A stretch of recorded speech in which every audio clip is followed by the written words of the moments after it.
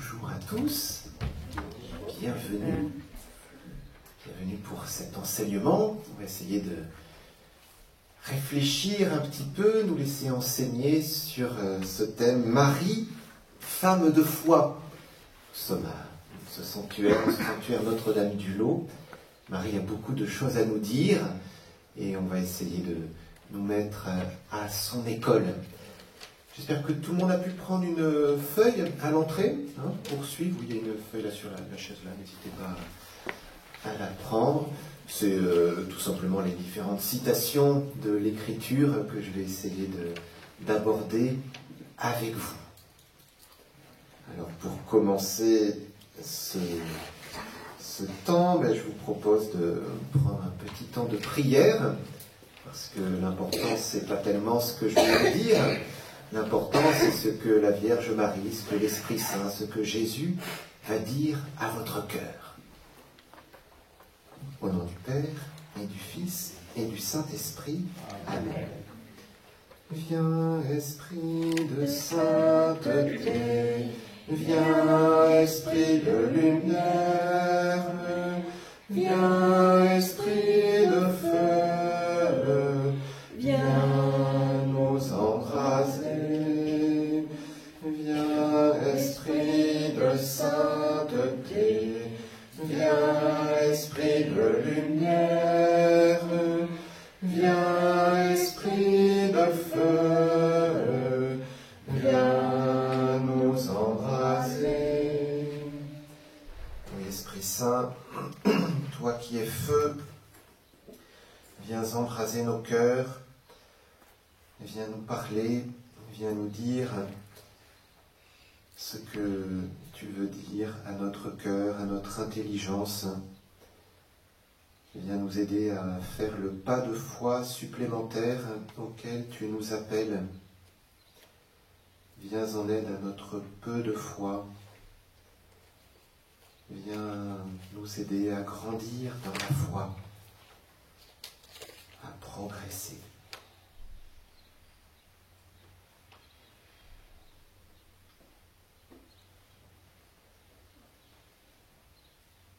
En ce lieu, nous disons: Je vous salue Marie, pleine de grâce, le Seigneur est avec vous. Vous êtes bénie entre toutes les femmes, et Jésus, le fruit de vos entrailles, est béni. Sainte Marie, Mère de Dieu, priez pour nous pauvres pécheurs, maintenant et à l'heure de notre mort. Amen. Notre-Dame du Lot, refuge des pécheurs, priez pour nous. Au nom du Père et du Fils et du Saint-Esprit. Amen. Pour commencer, j'aimerais vous poser une question.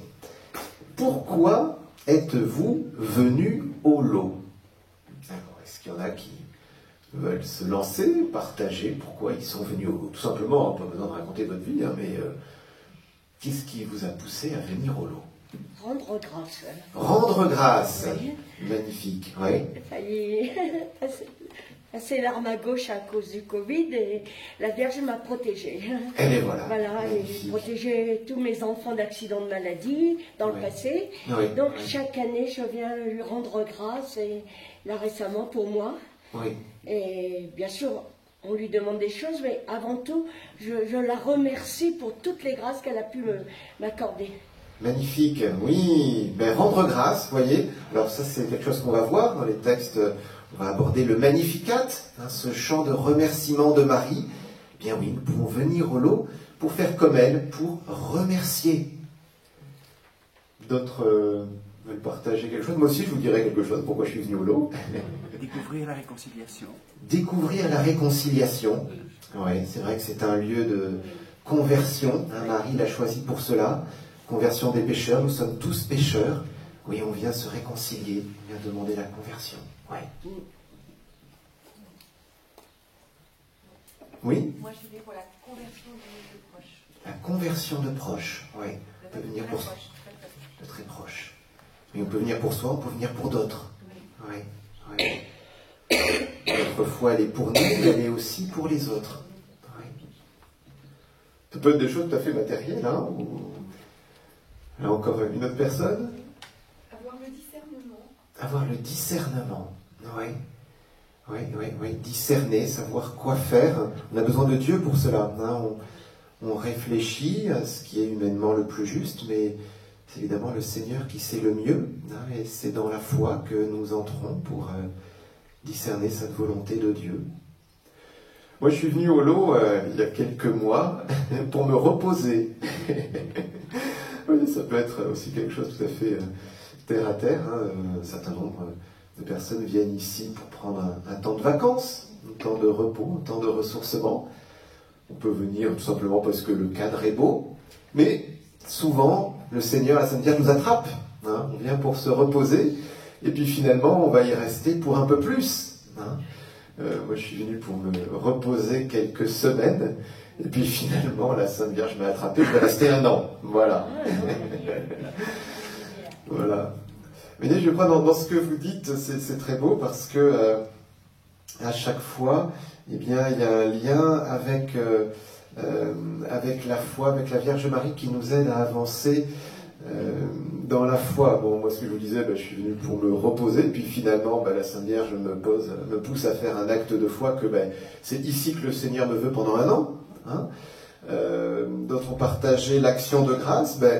Dieu a fait des merveilles, la Sainte Vierge a fait des merveilles, mais on croit que Dieu, la Sainte Vierge vont continuer. Non, pas cet acte de foi. Pas cet acte de foi que notre vie peut changer, qu'elle peut se convertir, notre propre vie, mais aussi celle des autres.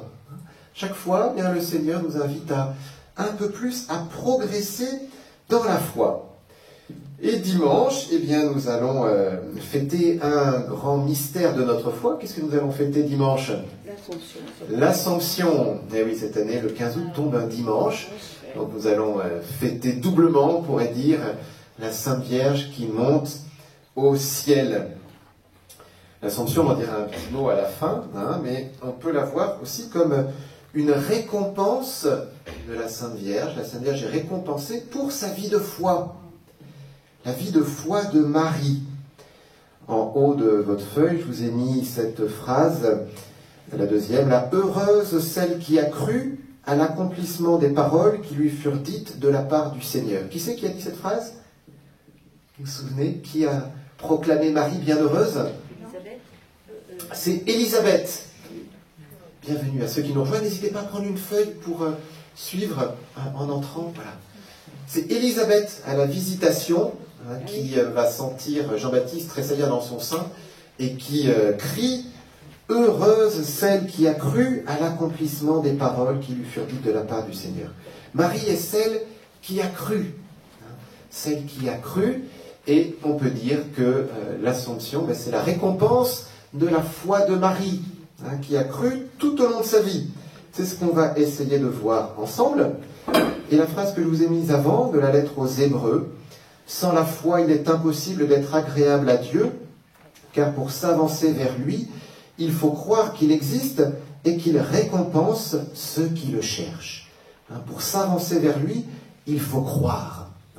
La foi, c'est une vertu qui nous aide à avancer, une vertu qui peut grandir. La foi, nous l'avons reçue le jour de notre baptême, mais c'était comme en germe. Et il faut l'arroser, il faut lui mettre du soleil, il faut lui mettre de l'engrais pour que cette foi donne une belle plante qui donne du fruit. Vous avez une plante là, devant nous. Eh bien, elle n'est pas venue à cette taille-là en un jour. Il lui a fallu du temps pour grandir, qu'on en prenne soin. Eh bien, il faut que nous prenions soin de notre foi. Alors, on va essayer de prendre soin de notre foi à partir de la vie de la Vierge Marie. Pour cela, on va parcourir tout simplement les grands épisodes. Alors, on aurait pu commencer avec l'Immaculée Conception, la présentation de Marie au Temple, mais le premier grand texte qui nous parle de la Vierge Marie, c'est le récit de l'Annonciation. Alors, je vous ai mis ce texte de l'Évangile. Alors, je vous propose de le lire. Vous l'avez sur vos feuilles, vous pouvez suivre simplement. Le 6e mois, l'ange Gabriel fut envoyé par Dieu dans une ville de Galilée, appelée Nazareth, à une jeune fille vierge, accordée en mariage à un homme de la maison de David, appelé Joseph. Et le nom de la jeune fille était Marie. l'ange entra chez elle et dit « Je te salue, comblée de grâce, le Seigneur est avec toi. » À cette parole, elle fut toute bouleversée, et elle se demandait ce que pouvait signifier cette salutation. L'ange lui dit alors « Sois sans crainte, Marie, car tu as trouvé grâce auprès de Dieu. Voici que tu vas concevoir et enfanter un fils. Tu lui donneras le nom de Jésus. Il sera grand, il sera appelé fils du Très-Haut. Le Seigneur Dieu lui donnera le trône de David, son père. Il régnera pour toujours sur la maison de Jacob, et son règne n'aura pas de fin. » Marie dit à l'ange, « Comment cela va-t-il se faire, puisque je ne connais pas d'homme ?» L'ange lui répondit, « L'Esprit Saint viendra sur toi, et la puissance du Très-Haut te prendra sous son ombre. C'est pourquoi celui qui va naître sera saint, il sera appelé fils de Dieu. Or voici que dans sa vieillesse, Élisabeth, ta parente, a conçu elle aussi un fils, et elle en est à son 6e mois, alors qu'on l'appelait la femme stérile. Car rien n'est impossible à Dieu. » Marie dit alors, « Voici la servante du Seigneur, que tout m'advienne selon ta parole. » Alors l'ange la quitta. Nous connaissons bien cet épisode, presque par cœur. Et je crois que quand nous lisons, parfois, la grande difficulté, c'est d'essayer de se dire que ce texte a encore quelque chose à nous dire. Alors, qu'est-ce que ce texte peut nous dire sur la foi et sur la foi de Marie ? Qu'est-ce que cela peut vous inspirer sur la foi ?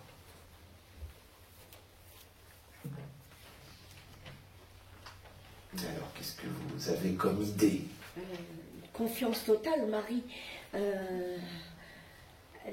Elle aurait pu vraiment un peu rejeter l'ange, oui. Mais au contraire, elle adhère à son invitation et elle a une foi vraiment profonde. Oui, une confiance totale, une foi profonde. Marie qui aurait pu rejeter les paroles de l'ange, mais non, elle adhère pleinement à ce que lui dit l'ange. Oui, tout à fait, tout à fait, tout à fait. Très bien, on va développer ce point-là. D'autres idées ? La soumission totale à la volonté de Dieu. Oui, la soumission totale à la volonté de Dieu. On pourrait dire l'obéissance de Marie. Oui, tout à fait, tout à fait. Oui. Encore une autre idée ?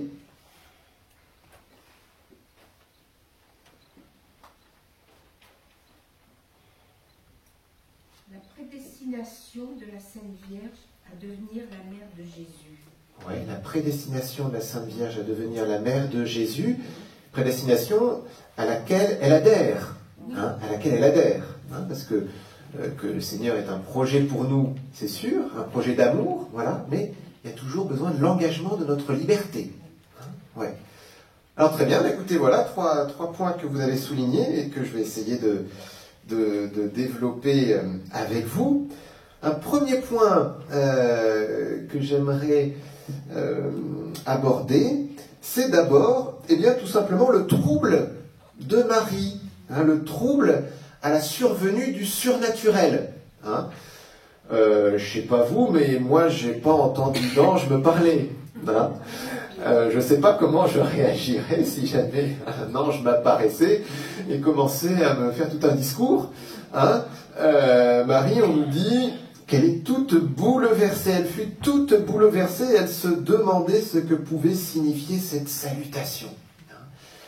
Il y a une irruption de Dieu dans sa vie. Alors évidemment, Marie priait, elle croyait, tout ça, mais là, il y a quelque chose d'un peu surnaturel qui la dépasse, qui n'est pas ordinaire et qui la trouble, et c'est normal.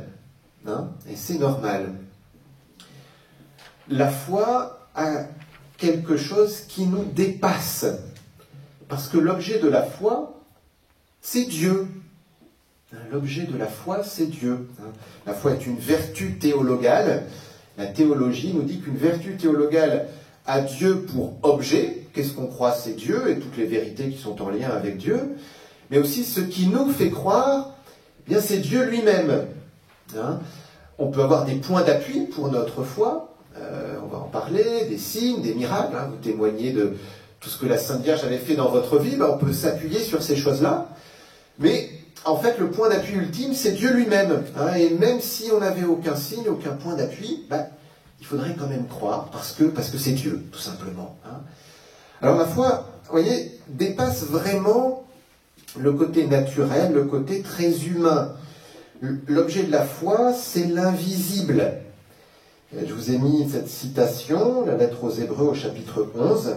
La foi est une façon de posséder ce que l'on espère, un moyen de connaître des réalités qu'on ne voit pas. C'est très important, connaître des réalités qu'on ne voit pas. Parce qu'on peut avoir ce réflexe de dire, et c'est très humain, hein, moi je crois que ce que je vois. Eh oui, sauf que si vous croyez ce que vous voyez, ce n'est pas de la foi, c'est de la constatation. Vous me voyez, je vous vois, je ne suis pas objet de foi pour vous. Hein. Par contre, si je vous dis, je sais pas, il y a une personne avec un chapeau rouge derrière, vous pouvez que me croire, parce que tant que vous n'êtes pas retourné, vous ne pouvez pas le constater. Bon, puis de fait, il n'y en a pas. Hein. Bon, mais vous voyez, il faut bien distinguer ce que l'on voit et ce que l'on croit. C'est toute la question de la science. Hein. Moi, j'ai une formation scientifique, donc ce sont des choses qui m'intéressent bien, mais vous voyez, quand on va dire, je sais pas, un miracle, c'est contraire à ce que dit la science. Oui, précisément, c'est la définition d'un miracle. Hein. Quand des gens sont guéris à Lourdes, quand des gens sont guéris à Notre-Dame-du-Lot, eh bien, il y a des médecins qui vont se pencher sur la question et qui vont attester que c'est scientifiquement inexplicable. Si c'était scientifiquement explicable, ça ne serait pas un miracle. Ça serait, vous l'appelez comme vous voulez, hein, mais ce n'est pas un miracle. Hein.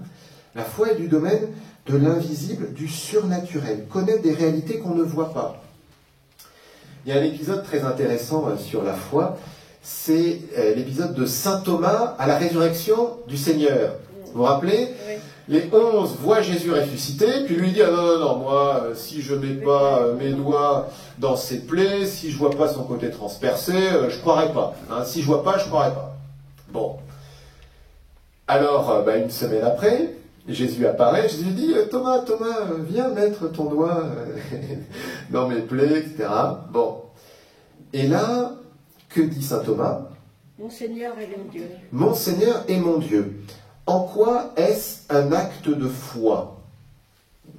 Surtout en réfléchissant à ce que je viens de vous dire sur la foi, c'est pas ce que l'on voit forcément. En quoi est-ce un acte de foi ? Alors là, c'est un peu subtil, hein, parce qu'on va se dire, il croit enfin que Jésus est ressuscité. Et oui, mais en même temps, il le constate. On peut même dire qu'il touche que Jésus est ressuscité. Alors, on peut dire que ça fortifie sa foi parce que, de fait, Jésus va disparaître quelques minutes plus tard. Donc, il faudra qu'il continue à croire cela. Ça va être un point d'appui à croire que Jésus est ressuscité alors qu'il ne le voit plus continuellement, ok, mais quand même, c'est vraiment plutôt de la constatation. Quelle est la foi de saint Thomas en disant « Mon Seigneur est mon Dieu » ? Que le ressuscité est Dieu. Exactement, que le ressuscité est Dieu. C'est pas Jésus, un mort qui est devenu vivant, comme Lazare par exemple. Lazare, il est resté 4 jours dans le tombeau, il est revenu à la vie, et pendant plusieurs années, il a continué à vivre. Et selon la tradition, il est même venu en France d'ailleurs, il me semble. Bon. Mais Jésus, l'acte de foi, c'est mon Seigneur et mon Dieu. L'acte de foi, c'est de croire que Jésus est Dieu. Réalité invisible, non palpable. Vous voyez ?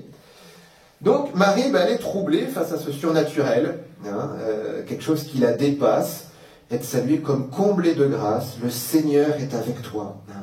Elle est dépassée par cela. Il y a quelque chose vraiment qui nous dépasse. L'autre citation que je vous ai mise, la lettre aux Romains, « Nous avons été sauvés, mais c'est en espérance. Voir ce qu'on espère, ce n'est plus espérer. Ce que l'on voit, comment pourrait-on l'espérer encore ?» Voilà, saut dans l'inconnu. Marie a confiance en Dieu. On l'a souligné, vous l'avez souligné. Dieu qui veut notre bien. Pour Marie, cette fois, ça va être d'être mère, alors qu'elle n'a pas de relation avec un homme, et en plus mère de Dieu. Une chose quand même assez inouïe, du jamais vu. Là, il y a un vrai acte de foi pour Marie. Ensuite, vous avez souligné dans la foi de Marie la dimension d'obéissance. On l'a vraiment à la fin, la dernière phrase de Marie. « Voici la servante du Seigneur, que tout m'advienne selon ta parole. » Quelle est la prière que nous récitons chaque jour où nous disons à peu près la même chose? Ton règne, oui. Notre Père. Le Notre Père, hein, que ton règne vienne, ta volonté soit faite sur la terre comme au ciel. Voici la servante du Seigneur, que tout m'advienne selon ta parole. Hein, parfois, je ne sais pas vous, hein, mais on se dit, bon, oui, que ta volonté soit faite, bon, mais j'espère que tu nous veux du bien. Hein, j'espère que tu ne veux pas, je sais pas, un malheur, machin. Mais Dieu ne peut pas vouloir le mal. Hein, Dieu ne peut pas vouloir le mal. Alors évidemment, nous faisons l'expérience du mal, hein, de la souffrance, etc. Hein. Quand nous disons que ta volonté soit faite, ben, c'est précisément que Dieu tire un bien de ce mal qui peut nous atteindre, hein, et que, ben, si possible aussi, que ce mal ne nous atteigne pas.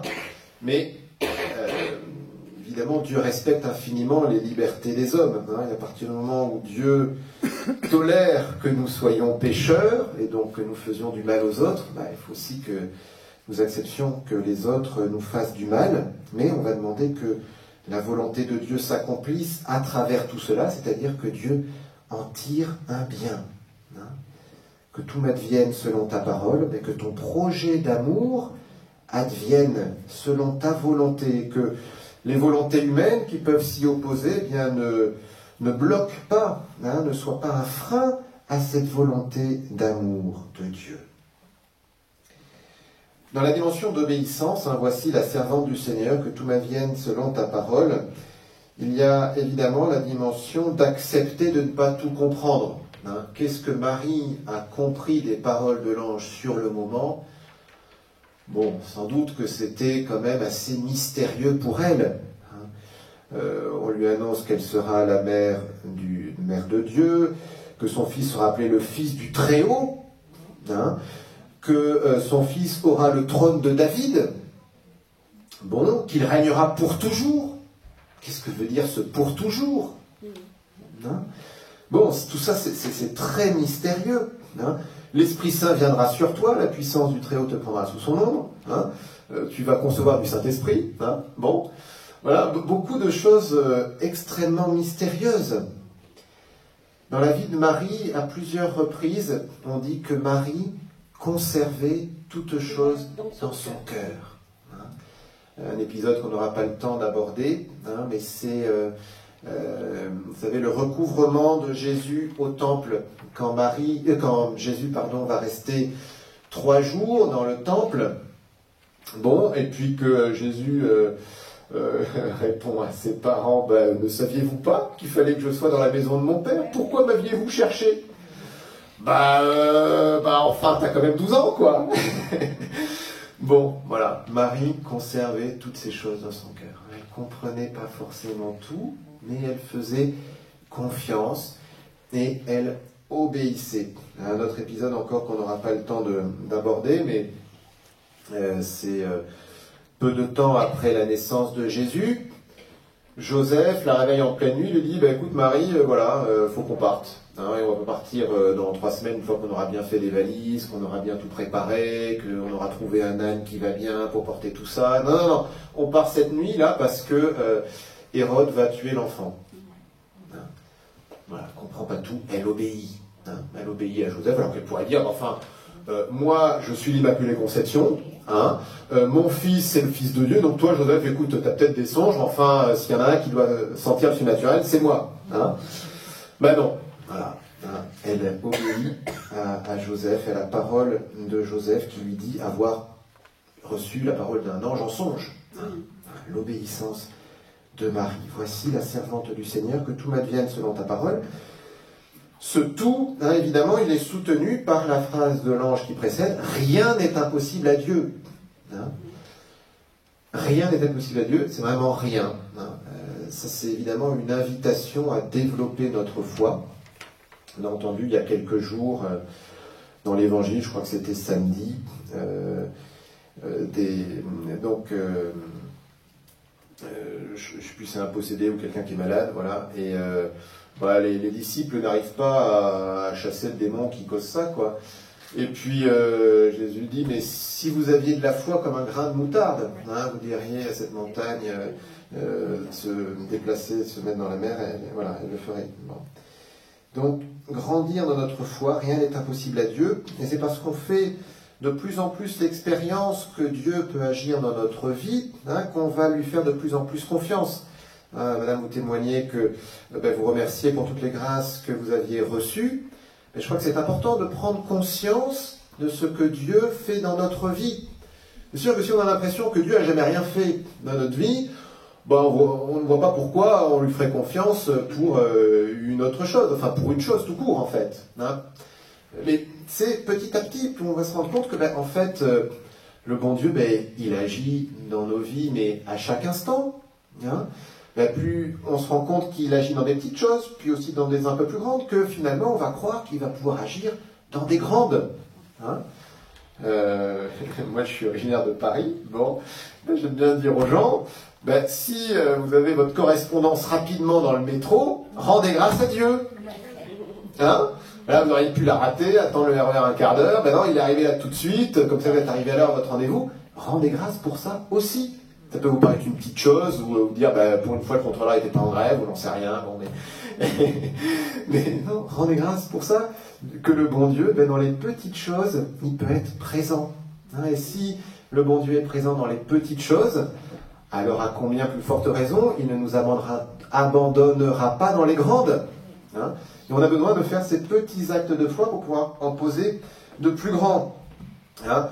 Ne connaissant pas la vie de la Vierge Marie avant l'Annonciation, hein, en tout cas pas très précisément, mais sans doute que pour qu'elle ait pu dire que tout m'advienne selon ta parole, c'est sans doute qu'avant, hein, elle a déjà fait beaucoup d'actes de foi.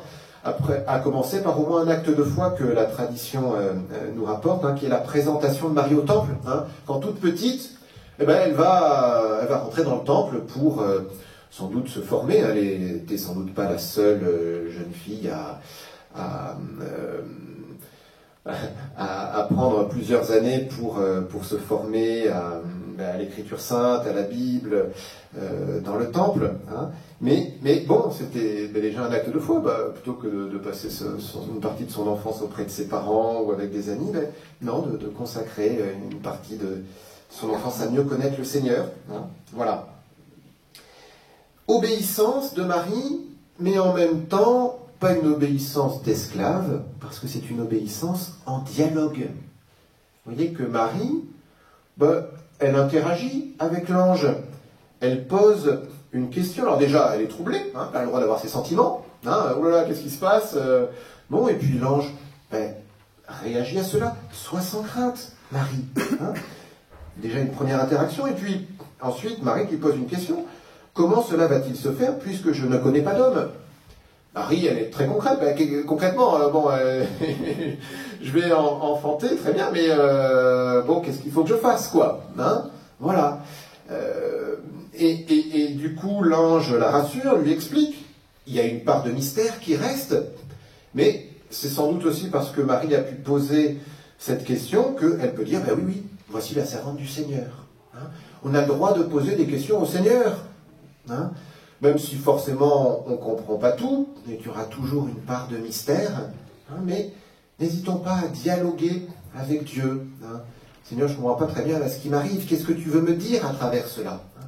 Qu'est-ce que tu veux me dire à travers cela? Qu'est-ce que tu veux que je fasse? Hein, je veux bien faire quelque chose, mais éclaire-moi un peu. Alors, il ne faut pas s'attendre forcément à avoir un ange qui va vous parler, ou une apparition, mais peut-être que votre mari, ou votre enfant, ou un ami va vous dire, tiens, ceci, cela, aujourd'hui j'ai lu dans la Bible cette phrase. Ah, c'était la réponse à votre question. Hein. Ou un événement, ou je ne sais pas, le bon Dieu a plein de façons de nous parler. Hein. Il ne s'agit pas non plus de voir des signes partout, parce que... c'est pas parce qu'un feu est passé au vert que tout de suite, je sais pas, c'est le feu vert sur le projet que vous aviez. Un feu, il passe du rouge au vert ou du vert au rouge. Pourquoi, Père, on peut voir des signes partout puisque le Seigneur veut qu'on les voit? Alors, donc la question, on peut voir des signes partout parce que le Seigneur veut qu'on les voit. En fait, la grande question, c'est le discernement. La grande question, c'est le discernement. Là, j'ai pas eu le temps de développer ce point-là ce matin, mais C'est la grande question, parce que, oui, Dieu parle, hein, ça c'est une évidence. En fait, Dieu parle même beaucoup, hein, mais la difficulté, c'est d'apprendre à discerner sa parole, pour ne pas prendre pour la parole de Dieu ce qui est ma simple imagination, mon simple désir, hein, même peut-être parfois le diable aussi, hein, qui peut nous tenter, qui peut faire ceci, cela. Hein. Vous connaissez sans doute cette bande dessinée de Tintin où il y a Milou, là, le petit chien, alors Tintin lui a donné une mission, et puis plein milieu de sa mission, il voit un magnifique os.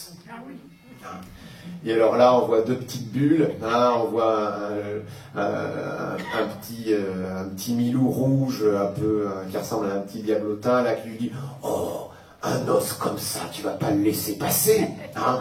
La mission de Tintin, ça pourra bien attendre un peu, hein. » Et puis son bonhomme qui lui dit « Mais quand même, des os, t'en auras plein après, si tu as accompli ta mission, alors que par contre, Tintin est en danger. » Donc, parfois, dans notre tête, ça se bouscule, quoi. Donc, c'est pas si évident que cela, hein.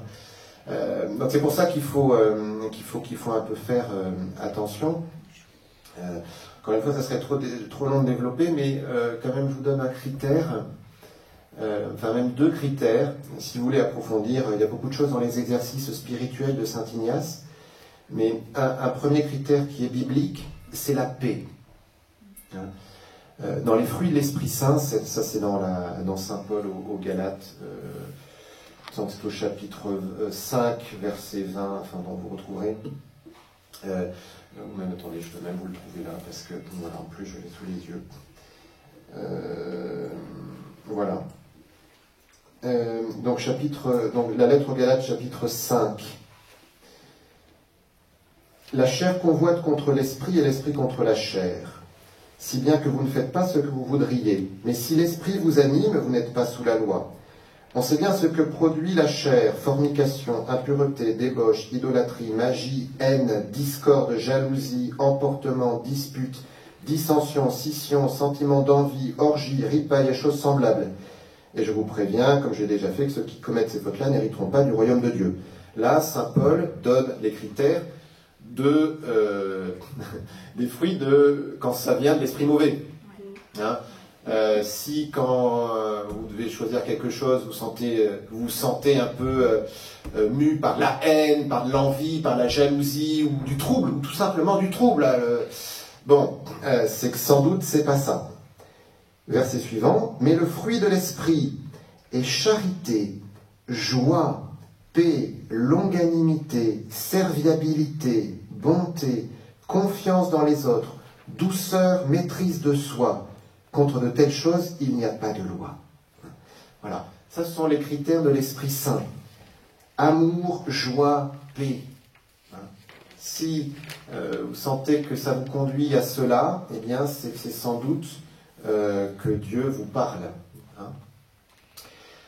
Avec, cependant, une subtilité qu'il faut quand même évoquer. Hein, c'est que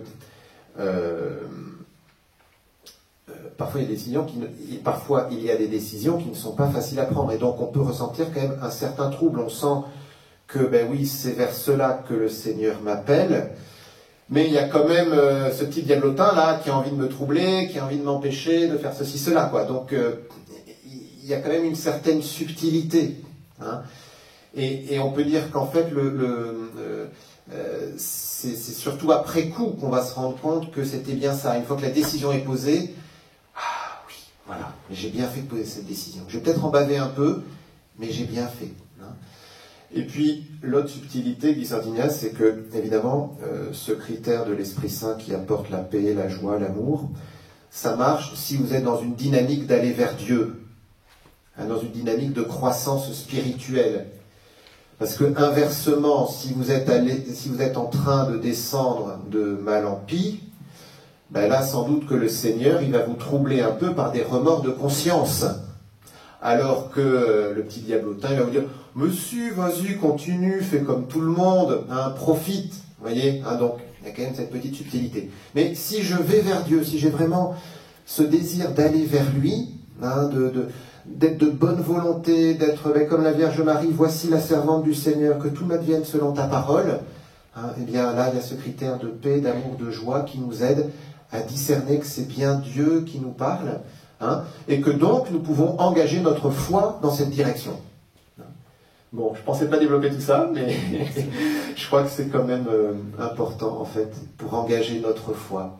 C'est vrai qu'on n'engage pas notre foi sur du vide, mais on engage sa foi parce que on sait que c'est ce que Dieu veut. Voilà. Donc, vous voyez, la foi, une obéissance, mais un dialogue. Ce dialogue de foi, ben oui, Seigneur, que veux-tu que je fasse? Comment cela va-t-il se faire? Pose comme question la Vierge Marie. Et voilà, que veux-tu que je fasse? Un troisième point que j'aimerais aborder avec vous sur ce texte, c'est que la foi, donc, elle est soutenue par des signes, et pourtant la foi reste indépendante. Le signe que donne l'ange est très intéressant, parce que c'est un signe que Marie ne peut pas vérifier sur le moment. Voici que dans sa vieillesse, Élisabeth, ta parente, a conçu elle aussi un fils, et elle en est à son 6e mois. Donc c'est un signe que donne l'ange à la Vierge Marie. Mais en même temps, Marie est obligée de croire à ce signe, parce que sur le moment, elle ne peut pas le vérifier. Elle va le vérifier en allant visiter sa cousine Élisabeth. Mais il faut quand même le temps d'y aller. Elle n'a pas son smartphone sur le moment, là. Elle n'aura pas un petit SMS. Alors, Elisabeth, il paraît que tu es enceinte. Bon, et puis l'ange, attends 2 secondes, je vérifie, puis je te réponds. Voilà. Et souvent, c'est ça. Les signes, donc, sont des points d'appui pour lesquels on va rendre grâce. Mais quand même, ils engagent notre foi. Ils engagent notre foi. Et en même temps, ce signe, il fortifie notre foi parce qu'il est extrêmement crédible. Marie sait évidemment que sa cousine est stérile, voilà, et que sans doute que, vu l'âge qu'elle a, elle n'aura plus jamais d'enfant, c'est une évidence. Et en même temps, Marie connaît les Saintes Écritures. Marie sait que dans la Bible, il y a au moins 5 femmes dont on raconte qu'elles étaient stériles, trop âgées, et que pourtant, elles ont conçu un fils. Sarah, la femme d'Abraham. Est-ce que vous en connaissez d'autres? La mère de Samuel, Anne. Oui, la mère de Samuel, Anne, la femme d'Elkana. Encore 3 autres? La mère de Samson. Oui, la mère de Samson. Ouais, bravo. Encore 2, moi j'ai dû faire une petite liste avant parce que je ne savais plus. Il y en a encore 2. La femme d'Isaac, Rebecca, qui va enfanter Ésaü et Jacob, et Rachel, la femme de Jacob, mère de Joseph. Et cela, ces femmes sont dans la lignée de David, d'ailleurs. Donc, des parents de Marie et de Joseph. Donc, l'ange donne un signe. Marie doit engager sa foi, mais en même temps, c'est un peu, l'ange lui dit, écoute, voilà, ta cousine est enceinte, ça c'est déjà vu dans la Bible, toi c'est nouveau, c'est de l'inouï, même si ça a été annoncé par le prophète Isaïe, et donc tu peux vraiment croire que cela va arriver. Oui, non, Isaïe 7, voici que la Vierge est enceinte et elle concevra. Marie sans doute, évidemment, connaissait cette parole. D'où aussi l'importance de nourrir notre foi. On parlait de nourrir sa foi en faisant des petits actes de foi, de remercier pour prendre conscience qu'on a reçu des grâces du bon Dieu, mais en même temps nourrir sa foi en lisant la Bible, ou en lisant des vies de saints, ou en écoutant des témoignages, de se rendre compte que Dieu a agi dans la vie d'autres personnes, permet de se dire, si le bon Dieu a agi pour mon voisin, il peut sans doute agir pour moi. L'importance des témoignages, l'importance de nourrir sa foi en lisant la Bible. Bon, je m'arrête là pour l'annonciation, parce que le temps passe. Je ne pensais pas dire autant de choses, mais c'est très bien. Deuxième texte que je vous propose, c'est la visitation. Alors, on va aller sans doute un petit peu plus vite. Je vous lis quand même le début du récit, au moins, que vous avez sur vos feuilles. En ces jours-là, Marie se mit en route et se rendit avec empressement vers la région montagneuse, dans une ville de Judée. Elle entra dans la maison de Zacharie et salua Élisabeth. Or, quand Élisabeth entendit la salutation de Marie, l'enfant tressaillit en elle. Alors Élisabeth fut remplie d'Esprit Saint et s'écria d'une voix forte, « Tu es bénie entre toutes les femmes, et le fruit de tes entrailles est béni. D'où m'est-il donné que la mère de mon Seigneur vienne jusqu'à moi ? Car lorsque tes paroles de salutation sont parvenues à mes oreilles, l'enfant a tressailli d'allégresse en moi. Heureuse celle qui a cru à l'accomplissement des paroles qui lui furent dites de la part du Seigneur. » Marie dit alors, « Mon âme exalte le Seigneur » et c'est le Magnificat. Quelques points. Alors, un premier point, vous avez repéré que entre le texte de la visitation et de l'annonciation, nous avons la première partie du « Je vous salue Marie ». Je vous salue Marie, pleine de grâce, le Seigneur est avec vous. Ce sont les paroles de l'ange à l'annonciation. Vous êtes bénie entre toutes les femmes et le fruit de vos entrailles est béni. C'est la visitation. Voilà, Élisabeth. Le Je vous salue Marie est une prière éminemment biblique. Et du coup, vous voyez, quand on récite le Je vous salue Marie, cela nous rappelle l'acte de foi de Marie. Heureuse celle qui a cru. C'est la parole qui suit, on pourrait dire, le Je vous salue Marie. Donc, quand on récite le Je vous salue Marie, on pense à la foi de Marie. Donc, ce point qu'on a déjà souligné, heureuse celle qui a cru. C'est une béatitude. On aime bien repérer les béatitudes dans la Bible. Vous savez que les béatitudes sont dans Matthieu chapitre 5, il y en a 8, mais il y en a un certain nombre dans d'autres passages bibliques. Et on a celle-là, heureuse celle qui a cru. On a aussi Jésus, heureux ceux qui croient sans avoir vu, dans le même ordre d'idées. Donc, heureux sommes-nous si nous croyons. Plus nous croyons, plus nous entrons dans une certaine béatitude, dans un certain bonheur. Ça ne veut pas dire qu'il n'y aura plus d'épreuves, mais cela veut dire que on sera beaucoup plus en présence de Dieu qui nous aidera, lui, à les vivre, à les traverser. Heureuse celle qui a cru. À l'accomplissement des paroles, il y a des paroles qui ont été dites. Encore une fois, lire la Bible, avoir un réservoir de paroles pour appuyer notre foi. Deuxième point sur ce texte, là je vais assez vite, c'est que la foi est active. Marie se met en route. Marie ne s'est pas dit, bon, voilà, je suis la mère de Dieu maintenant. En plus, il a fait un miracle chez ma cousine, c'est formidable. Bon, maintenant, je sais pas, je vais me glorifier, ou je sais pas, ou tout simplement, oui, sans doute qu'elle a pris un temps pour louer le Seigneur, etc., mais elle ne s'est pas assise dans son fauteuil, en s'auto-glorifiant, en disant, mais c'est magnifique, génial, super, je suis comblé de grâce, le Seigneur est avec moi. Bon, voilà. Elle a rendu grâce, ça c'est une évidence, d'ailleurs c'est ce qu'elle fait dans le Magnificat, mais la première chose qu'elle s'est dit, mais alors, attends, là, ma cousine est âgée, elle va être enceinte. Et elle est déjà enceinte, donc peut-être qu'elle a donné un coup de main. Personne ne le sait, parce que sans doute que, bon, voilà, elle le cache un peu, ou je sais pas trop quoi. Enfin, en tout cas, moi je suis jeune, je vais lui donner un coup de main. Donc une foi active qui rend service, mais aussi le fait que Marie se mette en route est un acte de foi. Marie prouve par cela qu'elle croit que sa cousine est enceinte. Et du coup, qu'elle croit aussi dans les paroles de l'ange sur elle. Mais elle va manifester sa foi en allant voir sa cousine. Elle ne va pas voir sa cousine juste pour... comme ça, elle va voir sa cousine parce que l'ange lui a parlé. Et donc, comme elle croit à l'ange, elle va agir. La visitation est une preuve que Marie a la foi. Vous voyez ? Et ça, je crois que c'est important. Bon, là, je vous ai mis plusieurs citations. Oui, alors une première citation. Voyant leur foi, Jésus dit au paralysé, mon enfant, tes péchés sont pardonnés. Parce que la foi n'est pas que pour nous, elle est aussi pour les autres. Quand Marie salue Élisabeth, Jean-Baptiste tressaille dans le sein d'Élisabeth. Donc la foi de Marie produit quelque chose en Élisabeth et en Jean-Baptiste. Hein. Notre foi n'est pas que pour nous.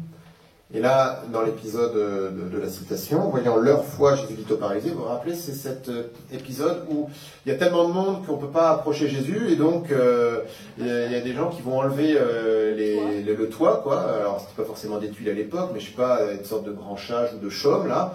On pousse tout ça, on descend le paralysé par le toit. Voyant leur foi, Jésus dit aux paralysés, tes péchés sont pardonnés. Hein. C'est quand même fort, hein, c'est pas voyant la foi du paralysé. Hein. Peut-être d'ailleurs que le paralysé, on ne sait pas. On ne sait pas. Mais en tout cas, c'est sûr que les 4 là qui ont transporté le brancard, les 80 kilos sur le toit, faut s'y mettre, quoi. Hein. Faut vraiment avoir la foi pour cela. Donc notre foi est aussi pour les autres. Hein. La foi de Marie, elle est contagieuse. Hein. Elle fait que l'Esprit Saint jaillit sur Élisabeth. C'est pour ça que c'est important que nous ayons une foi active, hein, parce que les gens se rendront compte que notre foi nous fait vivre. Évidemment, il faut que notre foi nous fasse vivre. Hein. Si elle ne change rien dans notre vie, bon. Mais si c'est une foi qui change les choses dans notre vie, il y a des chances pour que les autres se disent il y a quelque chose là. Hein. En lui, il y a quelque chose, en elle, il y a quelque chose là. Bon, j'adhère pas forcément très bien, je comprends pas forcément très bien, mais là, ce en quoi il croit, en tout cas, ça change sa vie, quoi. Hein, donc, au moins, je respecte. Hein, parce que c'est crédible, quoi. Hein, voilà. Et puis, je vous ai mis là plusieurs citations de Saint Paul, de Saint Jacques. Dans le Christ, Jésus, ce qui a de la valeur, ce n'est pas que l'on soit circoncis ou non, mais c'est la foi qui agit par la charité. Hein, ce n'est pas que l'on ait le tampon catho, ou je sais pas trop quoi, hein, mais c'est qu'on ait la foi et que cette foi agisse. Une autre phrase de Saint Paul, nous nous souvenons que votre foi est active, que votre charité se donne de la peine, que votre espérance tient bon. Là, il prend les 3 vertus théologales. Hein. La foi, elle doit être active, pas juste, oui, moi je crois. Hein. Je récite le credo le dimanche à la messe. Mais non, ma foi, elle change quelque chose dans ma vie. La charité, elle se donne de la peine. Parfois, on peut être lassé de faire le bien. Hein. Parce que Saint Paul nous dit, ne vous lassez pas de faire le bien. C'est que parfois, on peut en avoir marre. Hein. Dans notre monde où il n'y a pas forcément grand monde qui croit, à quoi bon, je fais des efforts, puis en fait, ça ne change pas forcément grand-chose. Hein. On peut être lassé. Oui, la charité se donne de la peine. Hein. C'est pour un mieux, hein, mais en tout cas, si vous traversez une période où vous sentez que c'est un peu dur, vous voyez, Saint Paul vit la même chose que vous, que votre charité se donne de la peine. Hein, bon. Que votre espérance tient bon. Hein. L'espérance, elle tient bon, ça veut dire qu'il faut s'accrocher. Des fois, c'est pas facile de continuer à croire, de continuer à espérer que Dieu peut changer quelque chose dans ma vie, que quelque chose peut changer dans la vie de mon voisin. Hein. Que votre espérance se donne... que votre foi est active, votre charité se donne de la peine, votre espérance tient bon en notre Seigneur Jésus-Christ, en présence de Dieu le Père. Et puis Saint Jacques, si vous avez envie d'être réveillé, d'être un peu stimulé, vous lisez la lettre de Saint Jacques. Vous allez en prendre plein la figure. Ça fait du bien de temps en temps quand on est un peu endormi. Donc lui, voilà. Mes frères, si quelqu'un prétend avoir la foi sans la mettre en œuvre, à quoi cela sert-il? Bon, pour moi c'est clair. Allez, j'avance. Un autre point, dernier point, sur la visitation. La foi se réjouit par avance. Ça, c'est dans le Magnificat. Alors, j'ai pas eu la place de tout vous mettre, mais vous connaissez la suite. Marie dit, il s'est penché sur son humble servante. Désormais, tous les âges me diront bienheureuse. Il faut du culot pour dire ça, quand même. Hein. Tous les âges me diront bienheureuse. Marie dit ça évidemment avec une immense humilité et dans l'action de grâce. C'est pour ça que c'est très juste dans sa bouche. Hein. En fait, Marie dit ça, elle est dépassée. C'est l'Esprit Saint qui parle à travers elle, qui lui fit dire, mais oui, tous les âges me diront bienheureuse, mais qui je suis en fait pour que le Seigneur se soit penché sur son humble servante, soit penché sur moi. Mais c'est au futur. Hein, c'est au futur. Désormais, tous les âges me diront bienheureuse. Tous les âges, donc jusqu'à la fin des temps.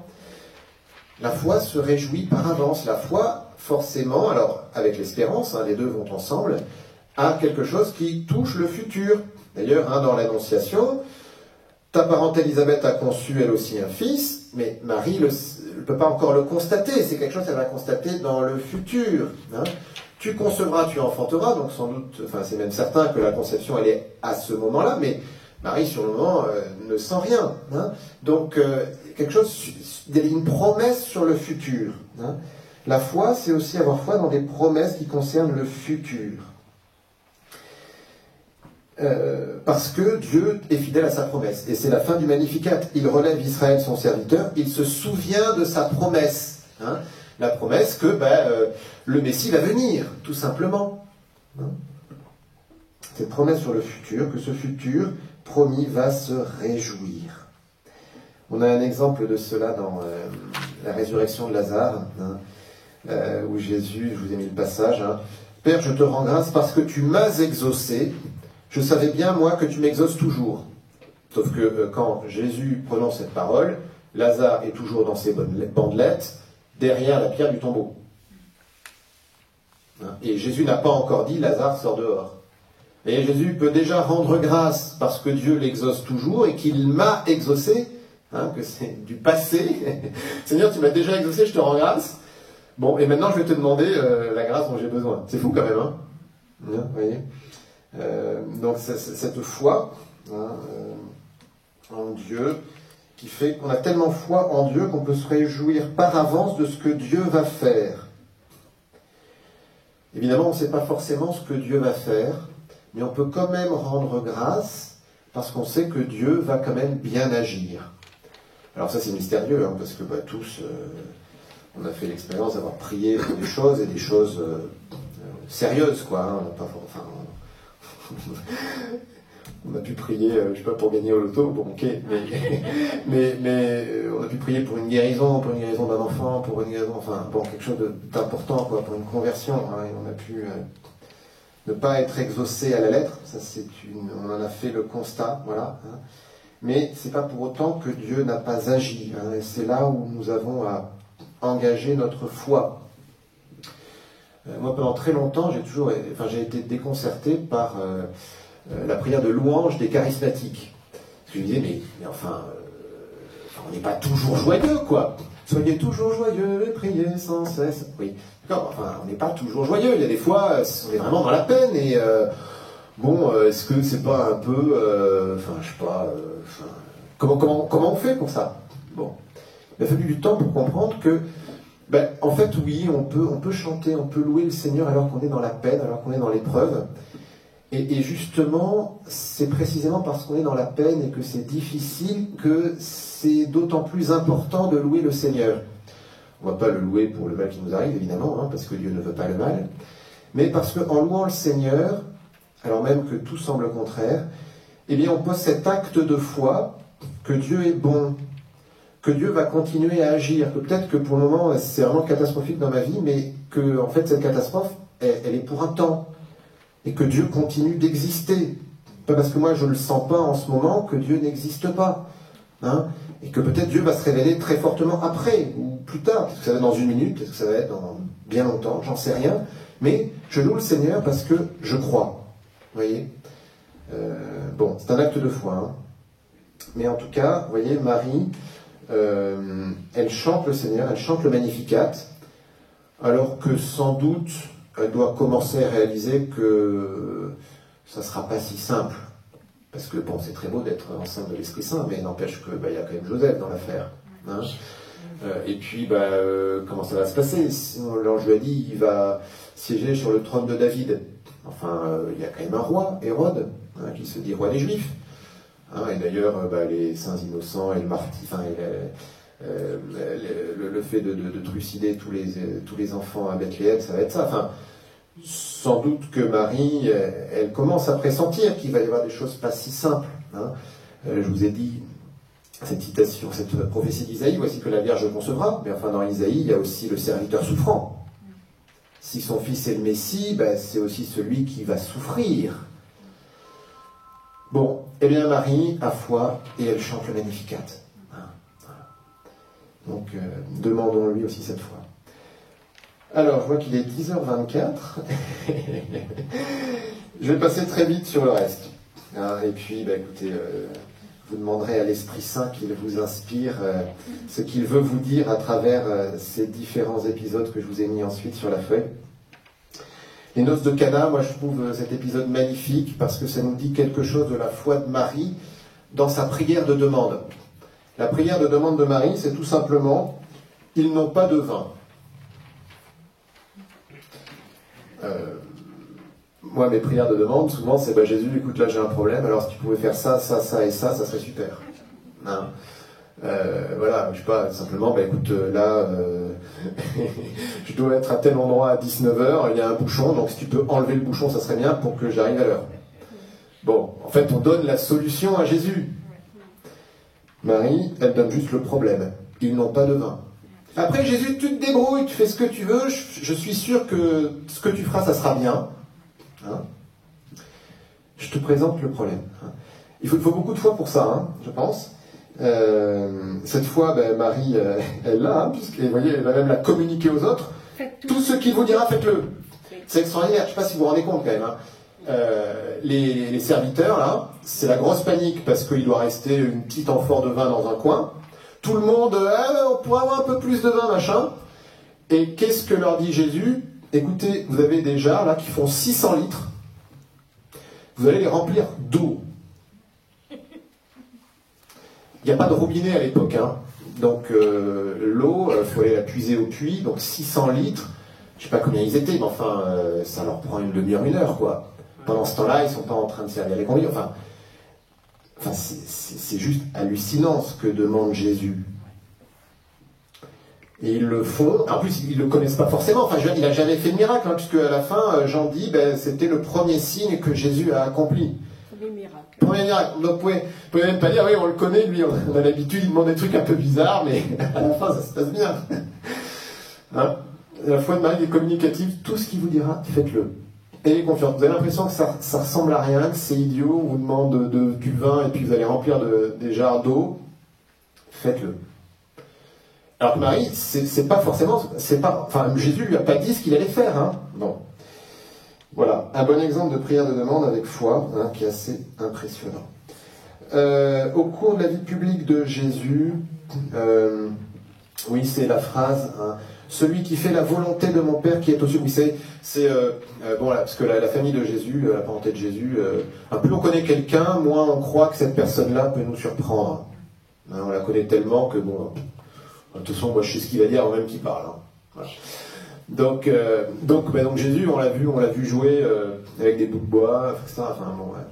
Donc sa famille avait un peu de mal. Hein, et donc on voulait lui dire, écoute Jésus, non mais arrête de raconter des bêtises. C'est très bien ce que tu fais, mais tu déshonores la famille là, tu te ridiculises. Donc arrête de parler. Et donc on va le trouver. Et puis Jésus dit, ma mère et mes frères, ce sont ceux qui font la volonté de mon Père qui est aux cieux. Faire la volonté de Dieu, rappeler l'annonciation, voici la servante du Seigneur, que tout m'advienne selon ta parole. Cet acte de foi de faire la volonté du Père, et alors, quand même, il y a cette promesse extraordinaire qu'on devient pour Jésus un frère, une sœur, une mère. On peut être la mère de Jésus. Nous sommes appelés à être la mère de Jésus, à enfanter Jésus dans les âmes de ceux qui nous entourent. À mettre Jésus au monde dans le cœur de ceux qui nous entourent. Mais pour cela, il faut la foi, il faut faire la volonté de Dieu. À la croix, Marie devient notre mère. Femme, voici ton fils. Puis il dit ici, voici ta mère. C'est à ce moment-là que Marie devient notre mère. Il faut que Marie ait la foi de croire qu'elle devient notre mère. Pourquoi elle deviendrait la mère de Jean et à travers Jean, la mère de nous tous? Elle doit adhérer à une parole de Jésus que sans doute elle ne comprend pas très bien sur le moment. Mais qu'elle va commencer à comprendre sans doute assez vite, notamment dans la préparation à la Pentecôte. Tous d'un même cœur étaient assidus à la prière avec des femmes, avec Marie, la mère de Jésus, et avec ses frères. Sans doute que là, Marie a appris aux apôtres à se mettre à l'écoute de l'Esprit Saint. Une citation que je vous ai mise. Tous ceux qui se laissent conduire par l'Esprit de Dieu, ceux-là sont fils de Dieu.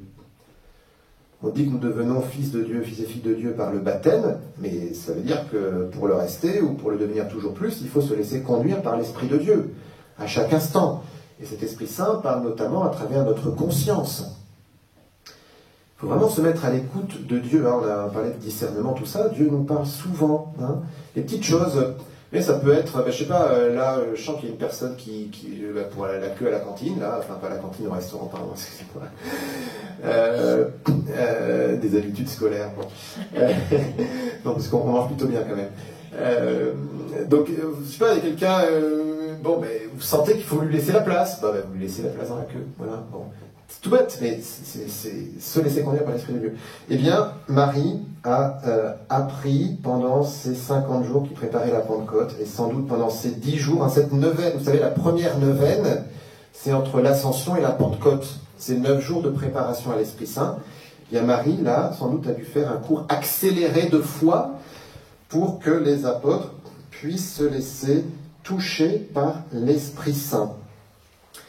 Et Marie, oui voilà. Et un autre point sur la foi de Marie, qui est entre la croix et la Pentecôte, c'est le samedi saint. Le samedi saint, Marie est sans doute la seule à continuer à croire que Jésus allait ressusciter.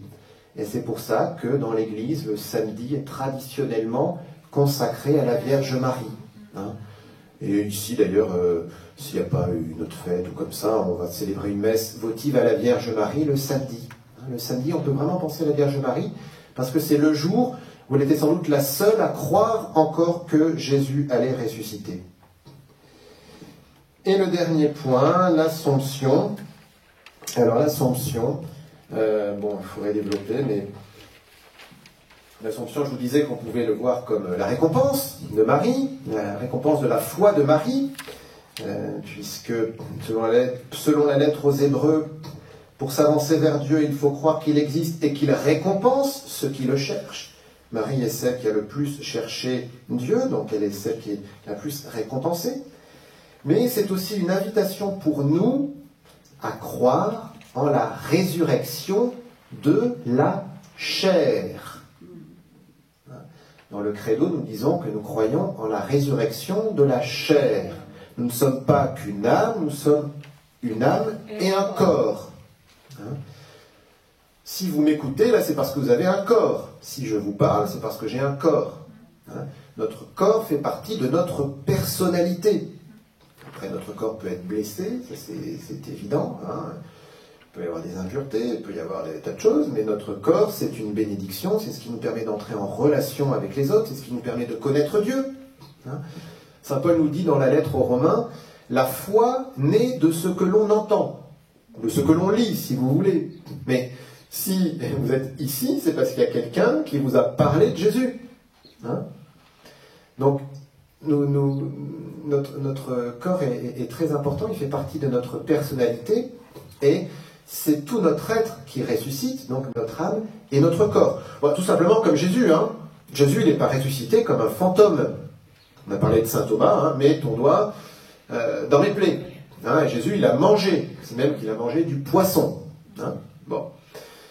Donc un corps ressuscité, un corps transfiguré, un corps où les blessures sont transfigurées précisément. Jésus ressuscite avec ses stigmates, mais des stigmates qui sont pleins de lumière. Vous connaissez sans doute cette image de Jésus à Sainte Faustine. Jésus, j'ai confiance en toi, où on voit des rayons lumineux qui jaillissent de la plaie du côté de Jésus. Ce qui a été une blessure est devenu une source. C'est mystérieux, mais bon, voilà, tout ça pour un peu essayer de pressentir ce que peut être un corps ressuscité. En tout cas, on peut regarder celui de Jésus, donc c'est un corps qui a des particularités, qui a des propriétés toutes spécifiques, puisque c'est un corps qui passe à travers les murs, qui apparaît, qui disparaît, mais on reconnaît Jésus, et il mange un vrai corps. Voilà. Eh bien, Marie, elle monte au ciel avec son âme et son corps. C'est ça la spécificité de l'Assomption, c'est qu'en fait Marie qui monte au ciel avec son corps. Elle est la seule à être au ciel pleinement avec son corps, avec Jésus, évidemment, ce sont les deux. Et ça, c'est une bonne nouvelle parce que cela nous prouve que nous sommes sauvés jusque dans notre corps. Si Marie n'était pas montée au ciel avec son corps, on pourrait légitimement douter que notre corps fait partie du salut. Notre corps aussi est ressuscité. Eh bien non, Marie est ressuscitée dans son corps. Marie est pleinement sauvée. Vous voyez, c'est l'Immaculée Conception. Le salut qui vient jusqu'à la racine, même la conception, et qui va jusqu'au terme, où même le corps est pris dans la gloire de Dieu. Je m'arrête avec une rapide conclusion sur le lot comme lieu où Marie nous invite à faire un pas de plus, un pas de foi. Je connais très mal les apparitions parce que ça fait pas très longtemps que je suis ici, mais j'ai été frappé de voir que avant chaque grande apparition, il y a une première apparition qui précède. Par exemple, vous savez peut-être que avant d'apparaître au lot, Marie est apparue dans le village d'à côté, à Saint-Étienne d'Avençon, Saint-Étienne-le-Lot, au Vallon des Fours. Mais en fait, avant d'apparaître au Vallon des Fours, Saint Maurice est apparu en lui disant « Benoît, va au Vallon des Fours, il va se passer quelque chose. » Première apparition, qui lui dit « Déplace-toi, va faire quelque chose, engage ta foi, et il va se passer quelque chose. » Ici, vous savez qu'il y a Pindreau. Donc Marie apparaît à Pindreau en lui disant « Déplace-toi, va dans le hameau là, et puis fie-toi à ton nez. » Tu vas sentir de bonnes odeurs pour trouver une chapelle. Bon, qui paye pas de mine. Fie-toi à ton nez. Quand même, bon, faut de la foi pour se fier à son nez. Donc vous voyez, le lot comme le lieu où la Vierge Marie, ou le Dieu, parce que vous voyez, c'est Saint Maurice qui apparaît d'abord, une première grâce qui nous invite à faire un pas de plus, un déplacement pour quelque chose de plus grand. Alors nous aussi, engageons notre foi pour faire un pas de plus. Progression. Une progression. Pour cela, rendons grâce déjà pour tout ce que nous avons reçu, pour cette foi que nous avons reçue, pour toutes les merveilles que le bon Dieu nous a données. Mais prenons aussi cette décision de nous engager, de faire un pas de plus. Le lot, Marie a dit qu'elle avait choisi ce lieu comme lieu de conversion.